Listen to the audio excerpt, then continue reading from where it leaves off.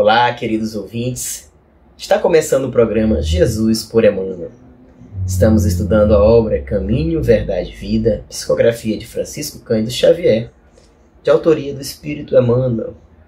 Hoje estudaremos o capítulo 70, intitulado Poderes Ocultos. Eu me chamo Alex Pavão, estarei no estudo com vocês. Capítulo 70, Poderes Ocultos. E onde quer que ele trava, fosse nas cidades, nas aldeias ou nos campos, depunham os enfermos nas praças e lhe rogavam que os deixasse tocar ao menos na orla de seu vestido. E todos os que nele tocavam, saravam. Essa passagem está em Evangelho de Marcos, capítulo 6, versículo 56. Comenta o benfeitor espiritual Emmanuel. Não raro, surgem nas fileiras espiritualistas estudiosos afoitos a procurarem, de qualquer modo, a aquisição de poderes ocultos que lhes confira posição de evidência. Comumente, em tais circunstâncias, enchem-se das afirmativas de grande alcance. O anseio de melhorar-se, o desejo de equilíbrio, a intenção de manter a paz, constituem belos propósitos. No entanto, é recomendável que o aprendiz não se entregue a preocupações de notoriedade, devendo palmilhar o terreno dessas cogitações com a cautela possível. Ainda aqui, o Mestre Divino oferece a melhor exemplificação. Ninguém reuniu sobre a terra tão elevadas expressões de recursos desconhecidos quanto Jesus. Aos doentes, bastava tocar-lhe as vestiduras para que se curassem de enfermidades dolorosas. Suas mãos devolviam o movimento aos paralíticos, a visão aos cegos. Entretanto, no dia do Calvário, vemos o Mestre ferido e ultrajado, sem recorrer aos poderes que lhe constituíam apanágio divino em benefício da própria situação. Havendo cumprido a lei sublime do amor no serviço do Pai, entregou-se à sua vontade, extratando dos interesses de si mesmo. A lição do Senhor é bastante significativa. É compreensível que o discípulo estude e se enriqueça de energias espirituais, recordando-se, porém, de que antes do nosso permanece o bem dos outros, e que esse bem distribuído no caminho da vida é a voz que falará por nós a Deus e aos homens, hoje ou amanhã. Então, minha gente, nós temos aqui essa belíssima passagem do Evangelho de Marcos, onde o evangelista Marcos fala um pouco ali das curas, né, que Jesus operava, especificamente aqui naquelas pessoas que buscavam Cristo, buscando a cura de alguma enfermidade, e bastava o toque na vestimenta do Cristo e essas pessoas ficavam curadas. E Emmanuel vai comentar, faz esse comentário que a gente acabou de ler, trazendo preciosas reflexões para nós.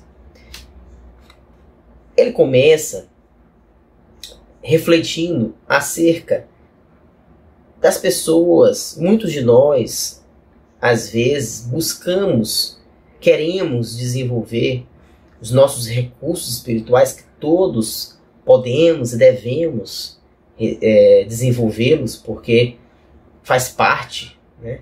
São recursos do espírito, porque todos nós somos espíritos imortais. Então, nós temos muitas vezes esse anseio de desenvolver os recursos espirituais, né? Porém, muitas vezes, esse anseio acompanhado de uma necessidade de querer uma posição de evidência, uma necessidade de notoriedade. E aí Emmanuel ele fala para a gente que tenhamos cuidado, porque o objetivo do desenvolvimento dos recursos espirituais não é para você conseguir, não é para que nós consigamos posição de evidência lá no centro espírita que frequentamos, no movimento espírita, ou em qualquer outro movimento religioso, conseguir destaques na sociedade. Não é esse o objetivo do desenvolvimento dos poderes espirituais, dos recursos psíquicos que todos nós detemos. Então Emmanuel chama a atenção que isso pode ser uma grande armadilha para a nossa própria evolução, para o nosso próprio progresso e para também prejudicando, inclusive, o trabalho, né, de auxílio ao próximo que poderia ser desenvolvido, né, com a utilização correta, com o desenvolvimento de maneira segura e correta dos recursos psíquicos, dos recursos espirituais. Então ele fala que toda cautela deve ser empregada nesse anseio de querer notoriedade, posição de evidência, porque não é esse o objetivo. E aí ele traz para a gente o exemplo de Jesus. Jesus curou paralíticos, devolveu a visão aos cegos, as pessoas tocavam nas suas roupas, como relata o evangelista Marcos, e ficavam curadas, né?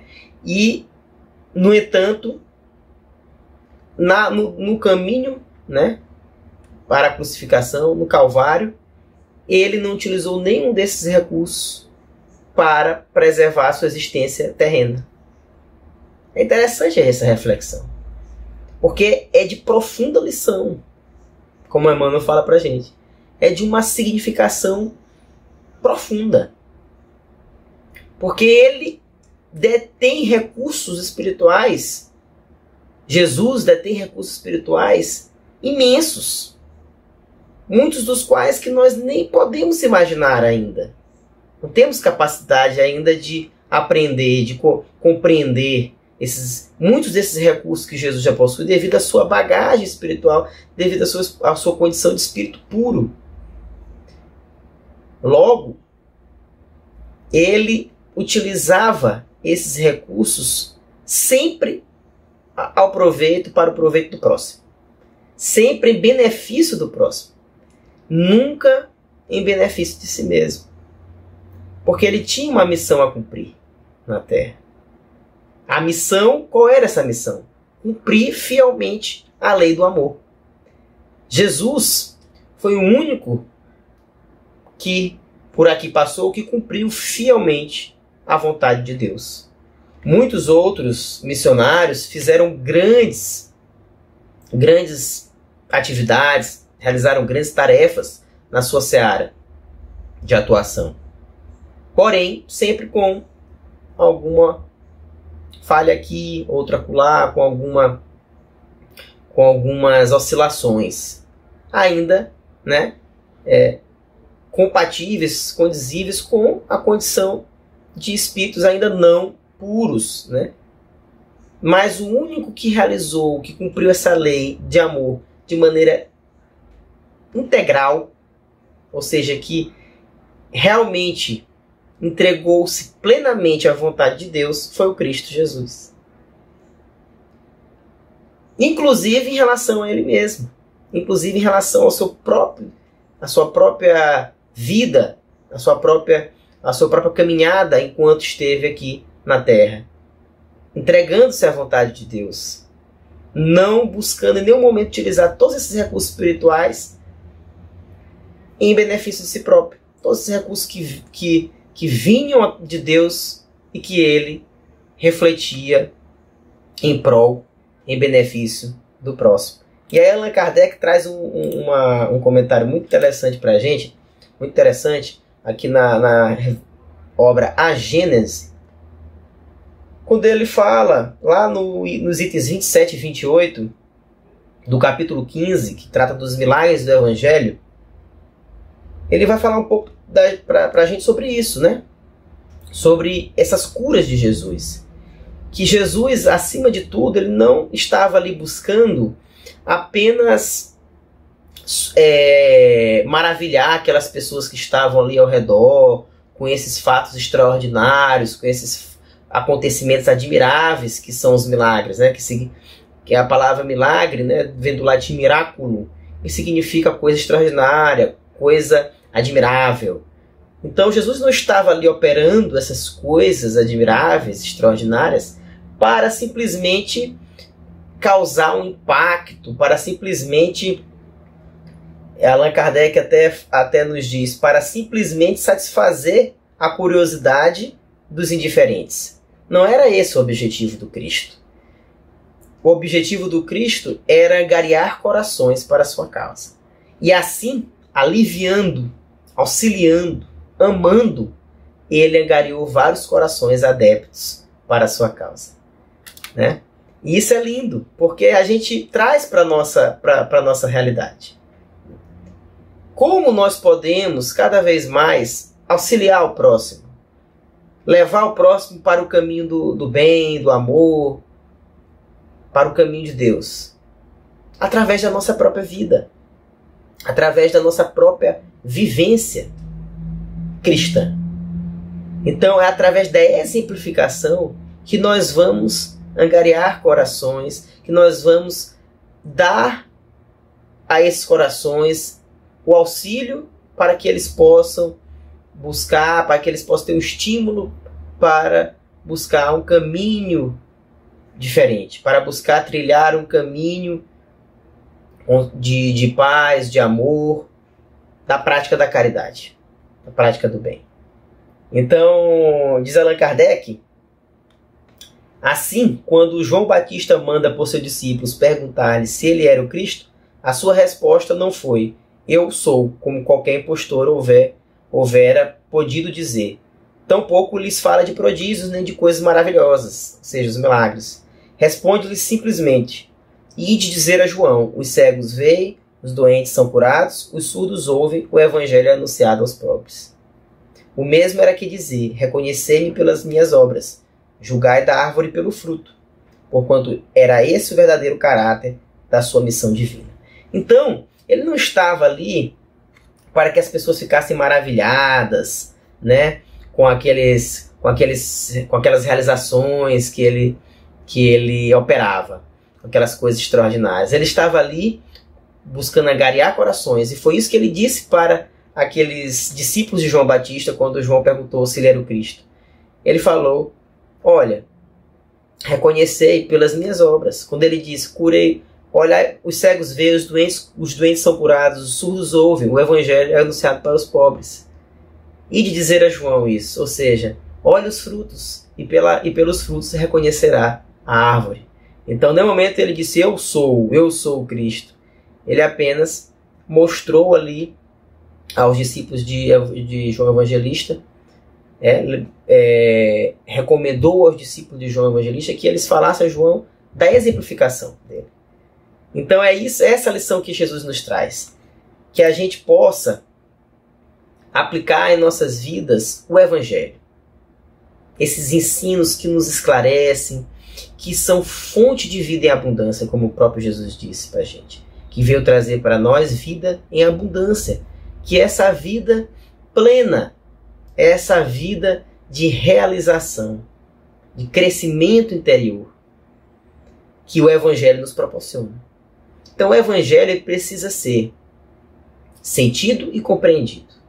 Que Allan Kardec ainda fala no item 28, que essas pessoas que recolhem esses tesouros do Espiritismo, recolhem o alívio, a consolação, o esclarecimento, essas pessoas que conseguem recolher tudo isso, elas passam a nutrir uma fé inabalável, porque elas sentem e compreendem. Então a fé inabalável não basta sentir, é preciso compreender, porque assim nós passaremos pelas circunstâncias da vida de uma maneira diferente, com um olhar diferente, com uma postura diferente.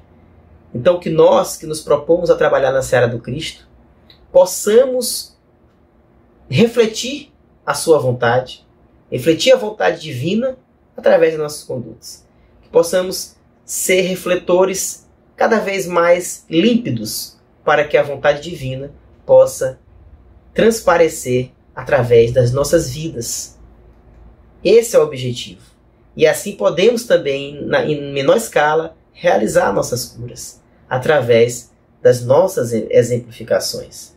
E assim, muitas pessoas que, apesar de não acreditarem em prodígios, mas que passam, como qualquer outra pessoa, por sofrimentos, por aflições, quando receberem um alívio e o consolo e o esclarecimento, verão com outros olhos aquela mensagem, aquela conduta que está ali diante dela.